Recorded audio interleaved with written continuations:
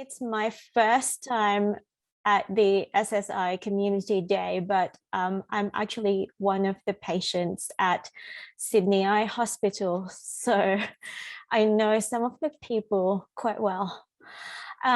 So just a brief info about myself. I work as a transcriber and proofreader at Vision Australia, like Michael says. And a lot of what I have to do on a day-to-day basis is working with Braille music. In terms of eye condition, I had congenital glaucoma and I am totally blind since I was about 5-ish. So I've been living with blindness for a long time. Anyway, without further ado, let's go on to reviewing what is Braille music. Braille music is a form of notation where the pitch and note value of the note, the pitch and value of the note is represented by one Braille symbol. And actually Braille himself came up with this system, which could explain to you some of the strangeness of what I'm about to show you. The main difference between Braille music and print music is that Braille music is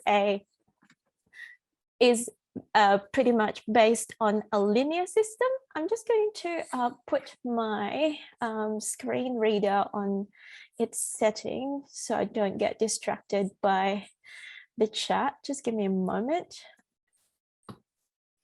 Okay, hopefully that works. We're not up yet. Oh, here we come. Is it? No, it hasn't. No, it's just I just had to put my speech on demand so I don't get distracted by the chat. So all good.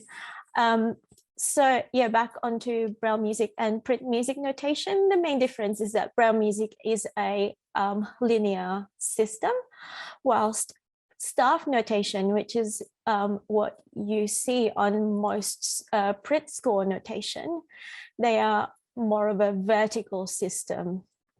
Braille music users use octave signs to denote how high or low the pitch is on a range, for instance, a piano or a violin, or indeed a vocal score. Now I'm just going to put my speech back. Okay, what I'm going to do right now is show you what Braille music looks like. Hopefully this works. I'm going to start screen sharing.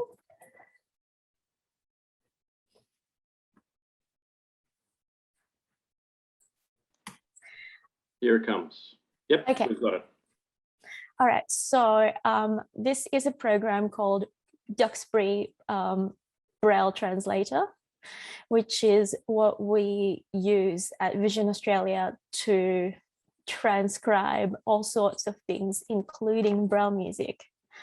So to start our system, speech on demand, that's it. Okay, so I'm going to start with Quavers.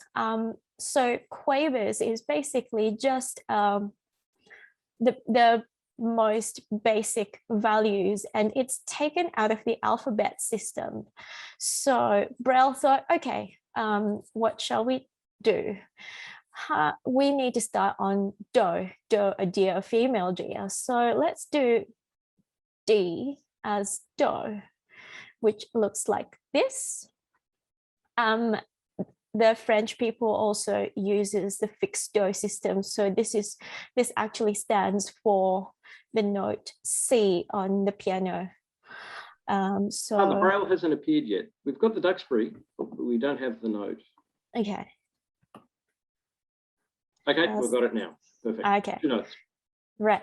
So yep. So that's what C or do looks like. It looks like a letter D for those of you who know Braille, and that is a quaver.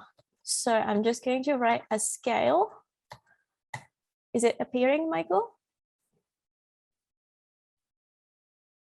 Not there yet. Okay. Oh, there we go. Now it is. Okay, I just have to keep refreshing my screen then.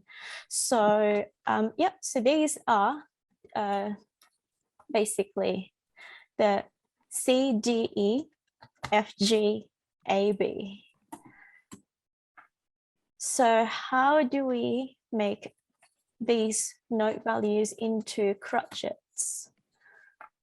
You add an extra dot, which is dot 6.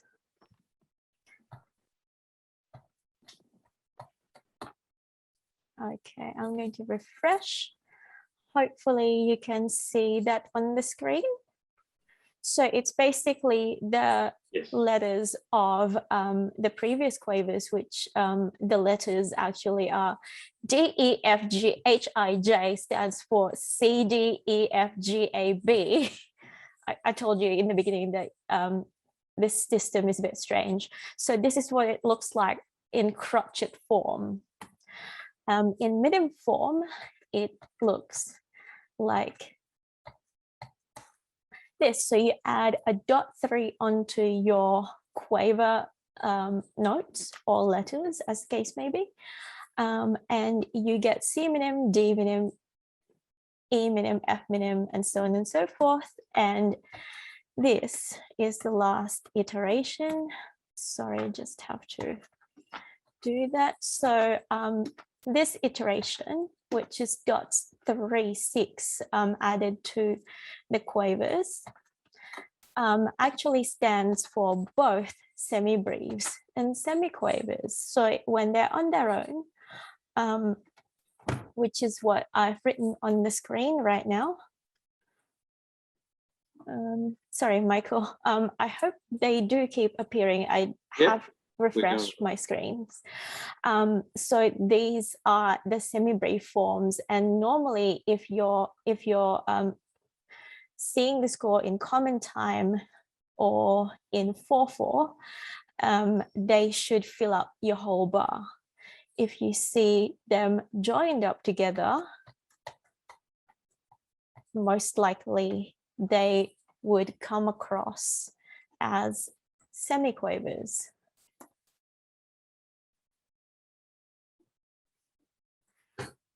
Right, so I'm going to stop screen sharing to not confuse you all with, I hope that was just enough information to tease you, but not implode your brain, hopefully. Perfect.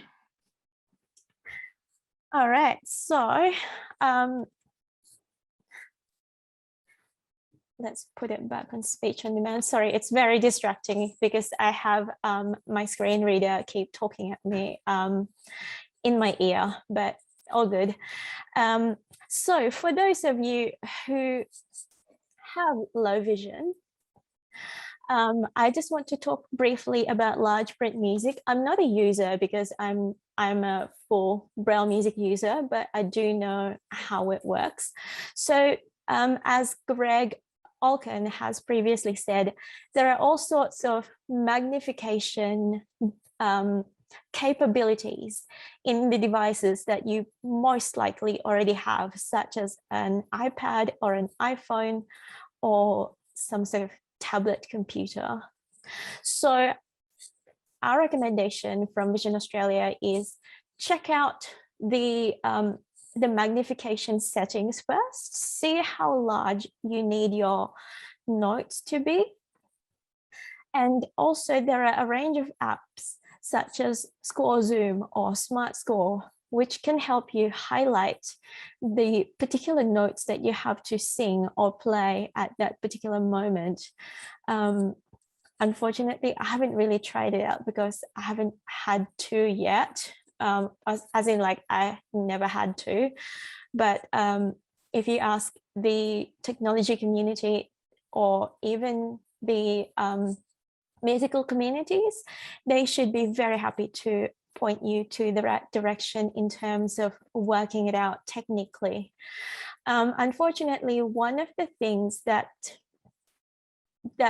often gets sacrificed in enlarging print music is that when you try to blow it up into twice its size or thrice its size, it often gets pixelated So actually, my team at Vision Australia has been able to use what's called optical character recognition, or OCR for short, technology to be able to take its base. So basically, you just scan in the original music, and they could enlarge it using some software that I can't remember the name of. I'm so sorry. But basically, you still get the true clarity of the notes. That's okay. What we'll do is, if you get the answer during the week, we'll publish it up with all the other answers to questions. So that'll be fine. Okay, thank you for that. Yeah, so basically, it retains the contrast instead of like a bunch of blobs that might be a note or might not. As Greg said, I'm just taking leads from Greg here. Technology is your friend if you're aspiring to be a musician. As someone who's blind or have low vision, you just need to know what kind of technology. I'm just going to talk very briefly about the technologies that I use. So as a transcriber, I used software suites, including Music XML and the optical character recognition software alongside my colleagues to be able to produce Braille music.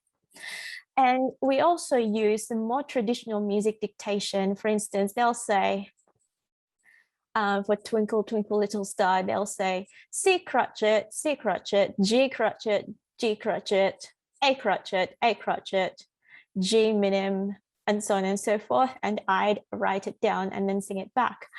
In terms of if you'd like to learn Braille music as a user, or if you're a parent of a user, there are primers that we do recommend to start you on.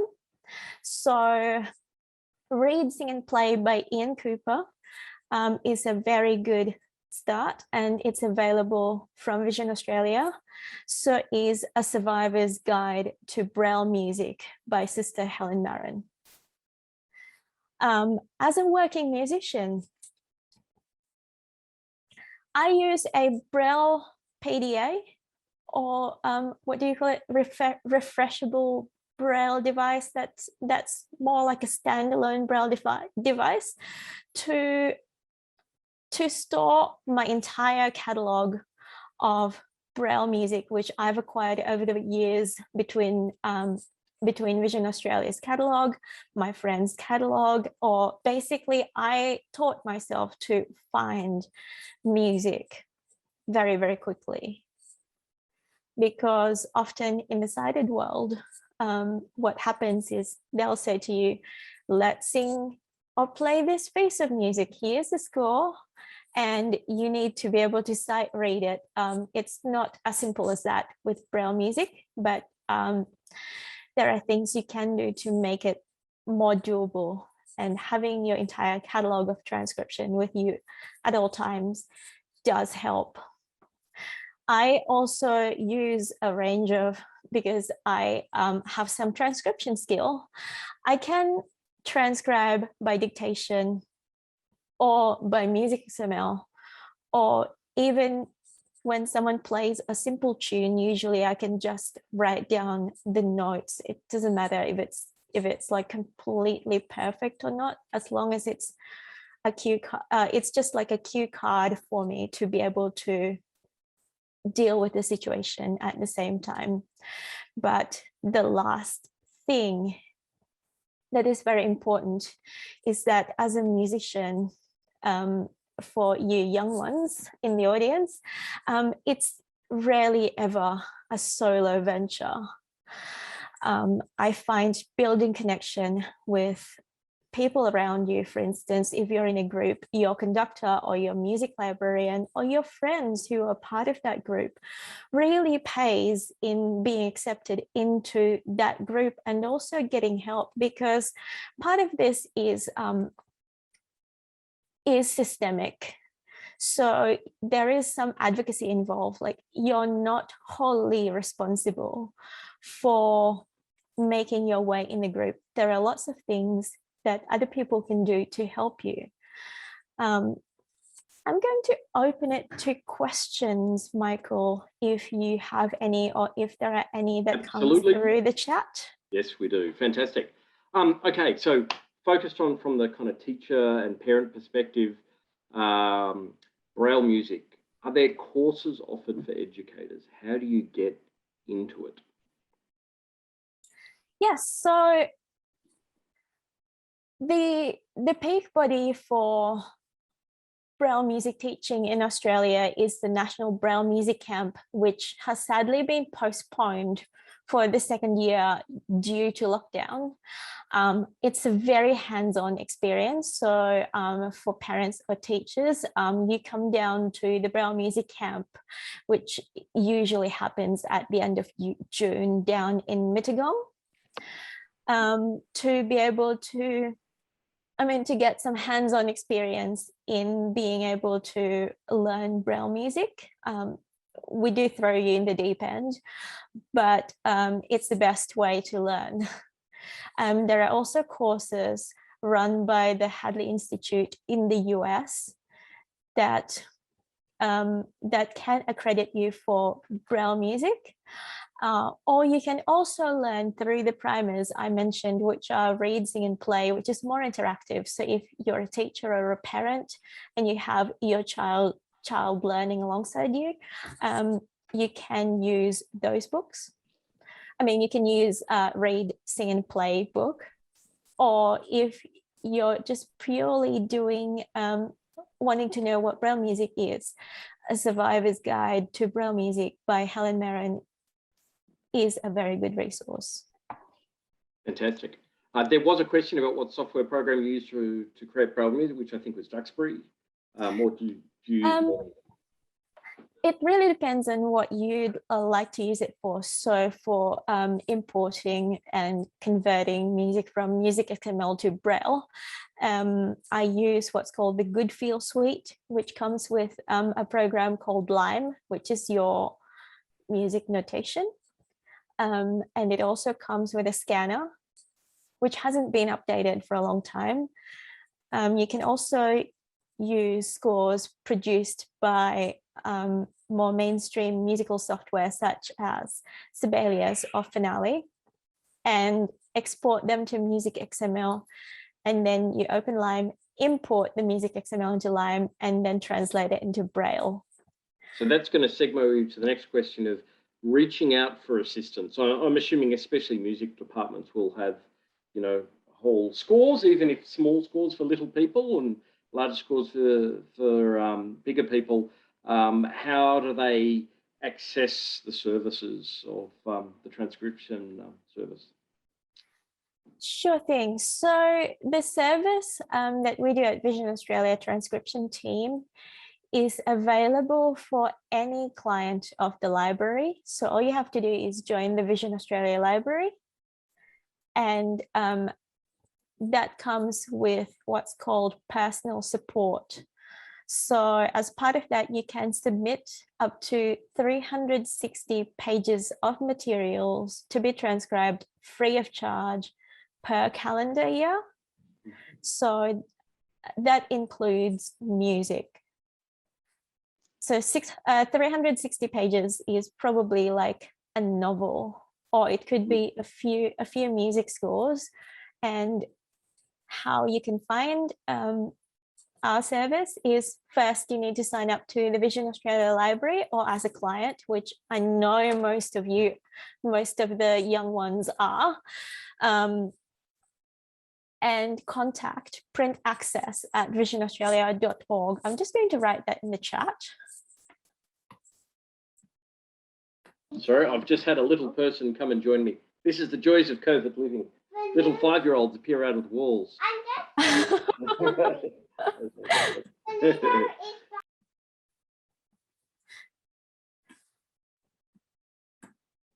Okay, there we go. Jem says hello, by the way, to everybody. Hello. Excellent. And we had one last question that at least fits within my time limit.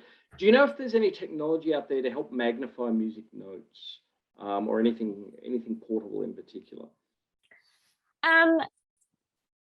So what I think might be the best answer for that is use your normal magnification first. If that doesn't work, try to use a highlighter app.